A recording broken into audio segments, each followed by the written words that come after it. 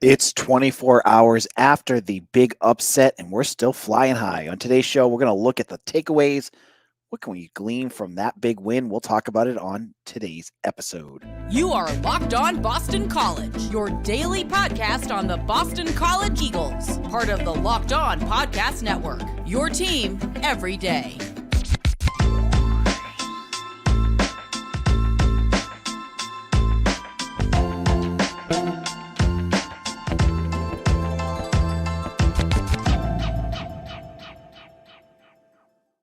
Hello, Eagles Nation. This is Locked On Boston College. I'm your host, AJ Black, editor and publisher of Eagle Insider. Thank you all for making us your first listen every day. We're going to talk about that bowl game, and man, there's still tons to pull. There's tons of meat to pull off the bone here as Boston College upsets SMU on Thursday, 23-14, knocking off a top 25 win and giving BC their first bowl win since 2016. This was a big win for a number of reasons. We went over it all with Mitch yesterday on our Thursday post-game episode. You can check that all out. But now that we've had 24 hours to marinate, to look at what we saw, what are some of the big takeaways that we can take away from this win? Well, let's start this off. I'm going to give you some takeaways, and we'll get through some of these. The first thing I want to say is I'm impressed with what we have as freshmen and underclassmen coming up over the next year. Going into this season, one of the big knocks on Jeff Hafley was his inability to bring in and develop his own guys. Even the players that have come in have mostly bet and that have been really productive have been transfers. Look at Thomas Castellanos, Kai Robichaux. You look at the defensive side of the ball. You know, in the years you've had guys like Isaiah Graham Mobley and Jaden Woodbay. They're all guys that were developed when they got here. This is the first year that I'm ending a season going, BC has some real talent coming up that I'm really interested to see how they develop. And first of all, the first player I want to mention is one that I have been tough on, and I think he had an excellent game. And honestly, could have been one of the MVPs of the bowl game, and that was Max Tucker. Now, just 2 weeks ago, you know, when this transfer portal silliness started going crazy and you're getting all these defensive backs in the transfer portal, I was saying to Mitch, I'm like, this is great because that means Max Tucker will have more time to develop because he clearly did not look ready.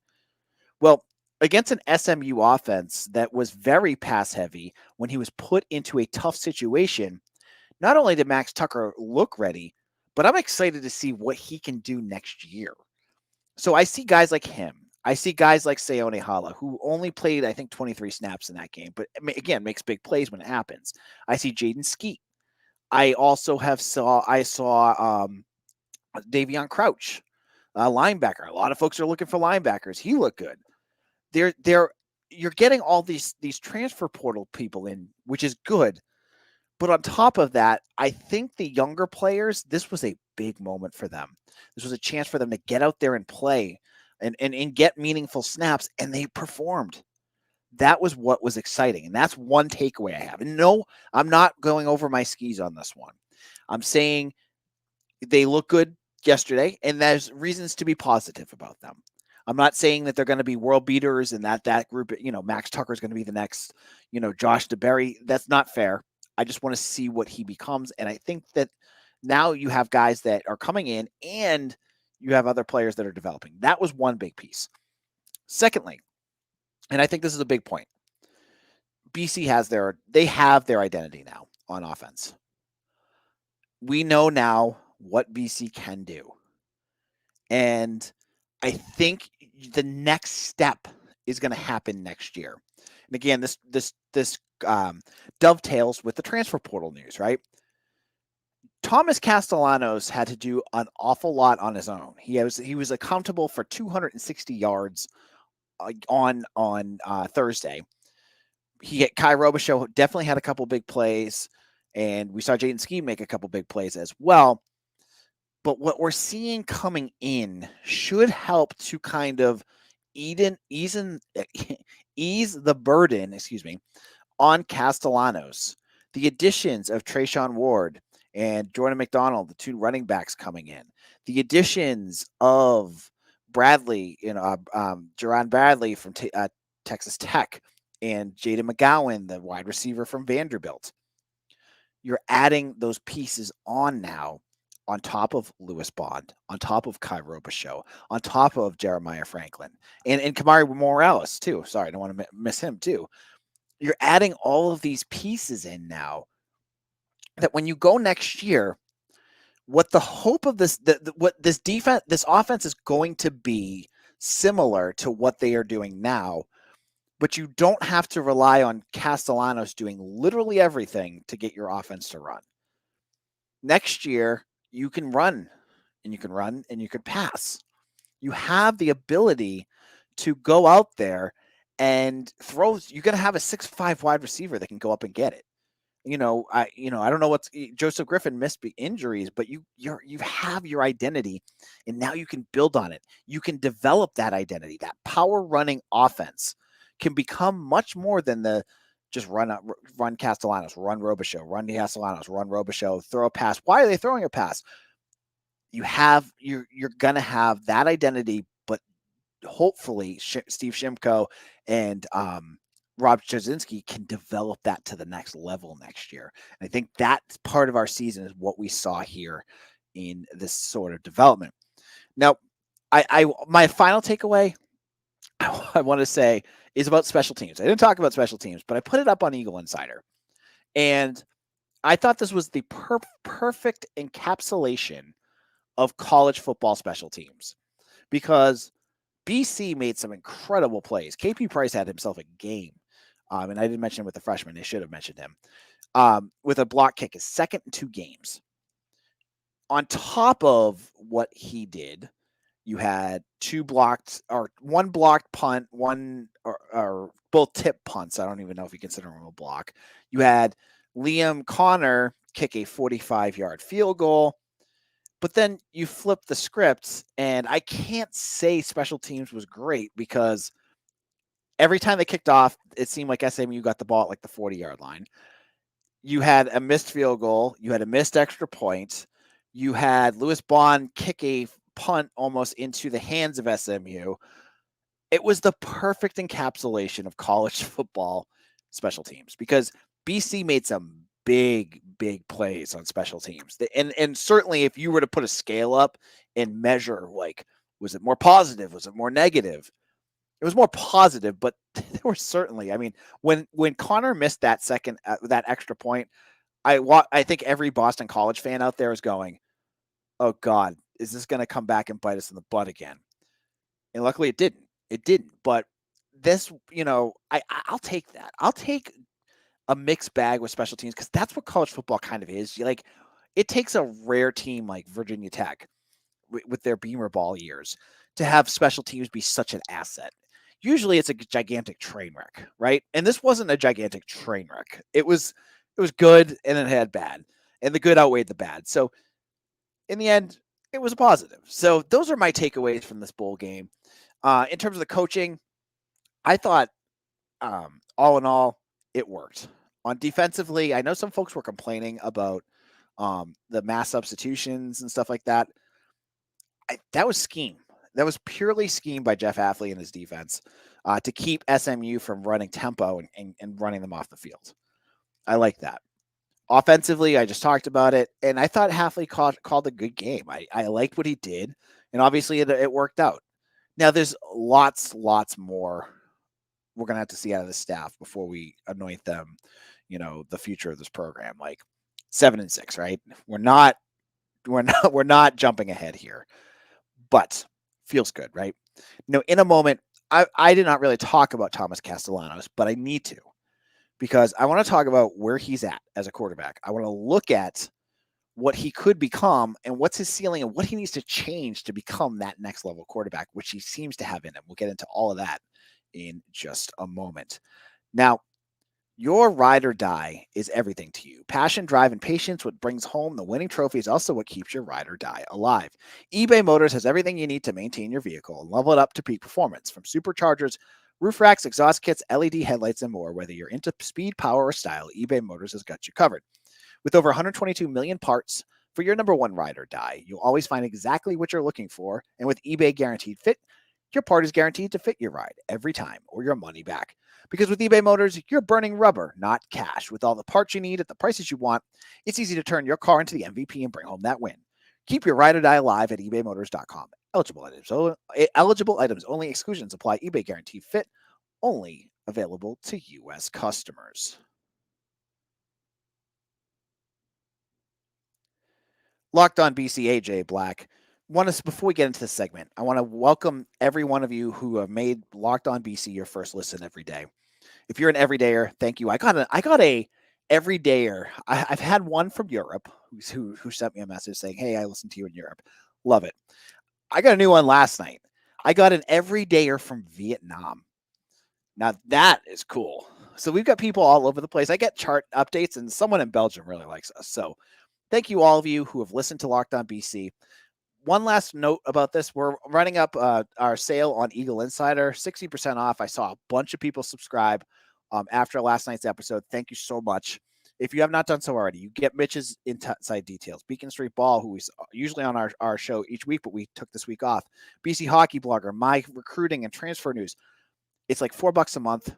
It supports our work, and you get killer BC news. With excitement going up, I'm telling you, Jeff Hafley's going to hit it hard in the transfer portal. I think he's going to have a lot of momentum going into this offseason.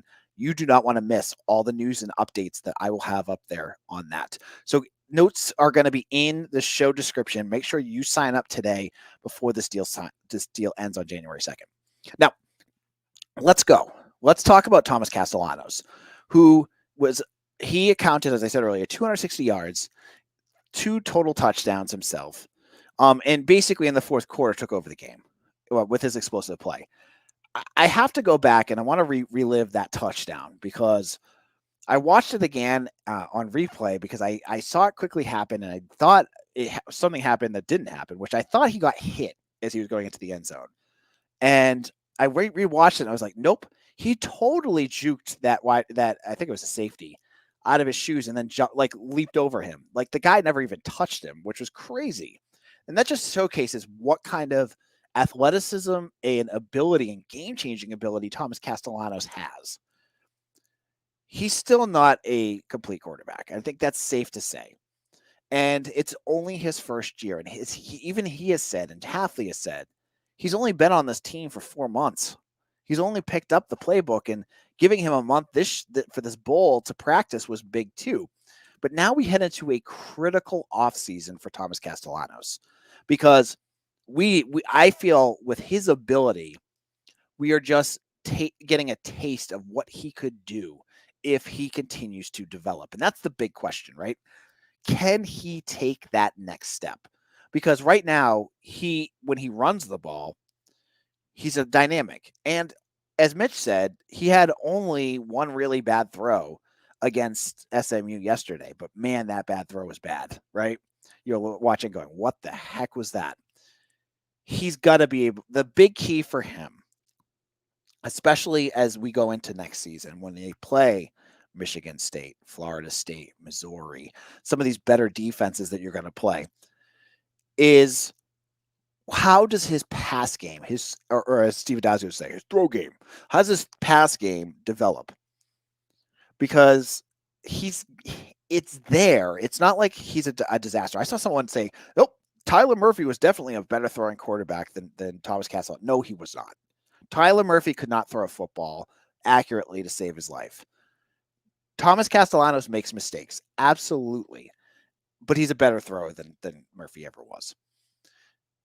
And he just needs to be able to continue to learn how to read defenses, getting on the same page with his wide receivers. I think that's something I've heard a lot of the announcers saying, even on incomplete passes with Castellanos, is that the wide receiver seems to be in the wrong area. And they always are like, yeah, he's on the wrong page. And if you listen to some of the people who know it, right? And so I think that's the big key. He needs to be able to develop where, his decision making. That seems to be a big thing. Where, cut down the bad throws. It was only one against SMU. That's not that bad, but he honestly didn't have to throw it that much. So That being said, like you go back to the Syracuse game and I think there was like 6 or 7 he threw. That needs to be cut down. And that's stuff he can learn. It's learnable stuff. He's only a first year starter. So if he goes out there, he gets in the film room, he starts to develop all that stuff. He can get that. And if he does, that's exciting. Also, as I just said, just learning the playbook because, he said it before this bowl game that, he was playing by the seat of his pants. Like he didn't know, like you couldn't teach him the full playbook that quickly once he became a starter. So they're kind of just improvising with him. Now that he's here, he's going to have all spring ball. He's going to have summer. He has the opportunity. And I think the opportunity is what's exciting about what Thomas Castellanos can do. On the ground, I have no qualms with what he does. If he just continues for the next couple of years doing what he does on the ground, he's going to be fantastic. It's that second piece of his game that I'm just dying to see how high he can take that. Because there's also the possibility that maybe we've seen the top end of what he can do passing. I don't think it is, but maybe that's also a very good possibility that he doesn't develop, but some players don't, but he doesn't seem like that kind of guy. He's got that fire to learn and to develop. I could see him doing that. Now, in our final segment, I want to get into a transfer that happened before Christmas break that I think we need to talk about and to look at what one position group BC has already drastically changed, and I think will actually be an asset heading into 2024. We'll get into that in just a moment. Prize Picks is the daily fantasy sports platform in North America that I have had the most fun with, winning up to 25 times my money the football season, and now I can play during basketball season too. Just select 2 or more players, pick more or less on their projected stats, and place your entry.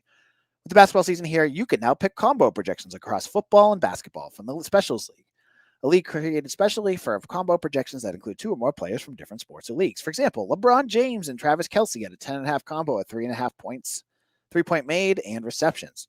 Want to play along some of your favorite celebrities like rapper Meek Mill and comedian Andrew Schultz? You can find them under community plays. Prize Picks is amazing. I love it. It's so easy to use. You go in, you make your picks, and the best part is you get paid out pretty quickly. With players and staff you're selecting, you want to make sure that you get your winning selections in as well. So go to prizepicks.com/lockedoncollege and use code LockedOnCollege for a first deposit match up to $100. Again, go to prizepicks.com/lockedoncollege and use code LockedOnCollege for a first deposit match up to $100. Prize Picks, daily fantasy sports made easy. This is Locked On Boston College. AJ Black here. Thank you all for listening. And if you have not done so already, please hit that like and subscribe button on YouTube if you're listening there. And if you're on a podcast platform like Spotify or Apple Music, subscribe and give us a 5-star review. It does help people find our podcast. So thank you all who have done that. Now, news has been going crazy, but with the holidays, some of it has not been covered here yet because, as I said, I pre-recorded a few so I could get myself a Christmas break and not have to do this every day. I love you all, but I wanted a little bit of time with my family, right? Before the break happened, Cameron Martinez, a Ohio State safety, announced that his verbal commitment to Boston College. Now, this is a former 4-star safety out of Michigan who picked Ohio State over basically every other program in the country because he was I think he was like 115th in the country in terms of overall ranking. He was recruited at Ohio State by Jeff Hafley. He's an older player. Now, he hasn't played a ton, but Ohio State is stacked, so that doesn't surprise me, and they have a new defensive coordinator, so maybe he doesn't fit the bill. But it gives you a guy who is now 22, 23 to go along with a bunch of other players that they are bringing in, like Ryan Turner, his teammate from Ohio State, and Bryquise Brown from Georgia State. And so you have 3 transfers already to add to your secondary. And I love what Jeff Hafley has done so far with that group because going into this bowl game, especially with Elijah Jones gone. You didn't know what was going to happen there. You had, CJ Clinkscale's hitting the transfer portal. You're looking at that secondary going, what is happening here? You don't have a lot of depth. You have guys that are unproven. What are you going to do? So Halfley goes out. He grabs 3 in the transfer portal right now. I don't think they're done yet in the secondary either. I wouldn't be surprised if they grab one more. I love this because BC now has 3 new transfers coming in who are not underclassmen, who Bryquise Brown should be one of your top cornerbacks for next year. This was defensive back 1 for Georgia State. And yeah, I know he plays for Georgia State, but this kid was, all conference. He's good. He's going to be good. And you needed to have that talent come in. Now that you add them in and you infuse it with guys that look good in this bowl game, like Max Tucker, KP Price, Amari Jackson, Jalen Cheek, and Cole Batson, you're all of a sudden seeing how that secondary room is going from an area of major concern to an area of relative strength. And that's good because the secondary was not good this year. They were not, other than, Elijah Jones having that streak where he had like 5 interceptions, they were exposed a lot, in other games other than this bowl game, right? I like where this group is going. They're getting developed guys. They're getting guys that maybe haven't played but have been practicing at Ohio State. You're looking at guys like Cameron Martinez and Ryan Turner. These are guys that have been covering, Marvin Harrison Jr. and all those wide receivers that have been in the NFL. So they have, in practice have been going against it's steel sharpening steel. Yeah, maybe they aren't starting for Ohio State, but these are guys, both 4 stars that are chomping at the bit to get on the field. And this is going to be their chance. And that is, I think, a great transfer portal message that Jeff Havley can play. Like, you don't need to go out and go get guys. No offense to Alex Washington and some of the Ivy League guys it just hasn't worked. But you can go to Power 5 programs, find these 4 stars that just haven't been able to get on the field because they're at factories that just are stacked with talent, and bring them in and coach them up and get them here.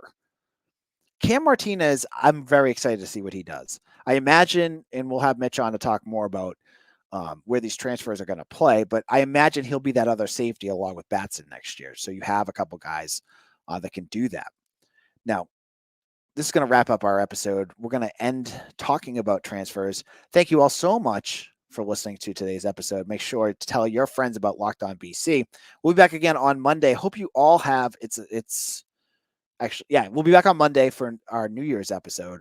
We'll be back again soon. So hopefully you check us out with Locked On Boston College, your team every day.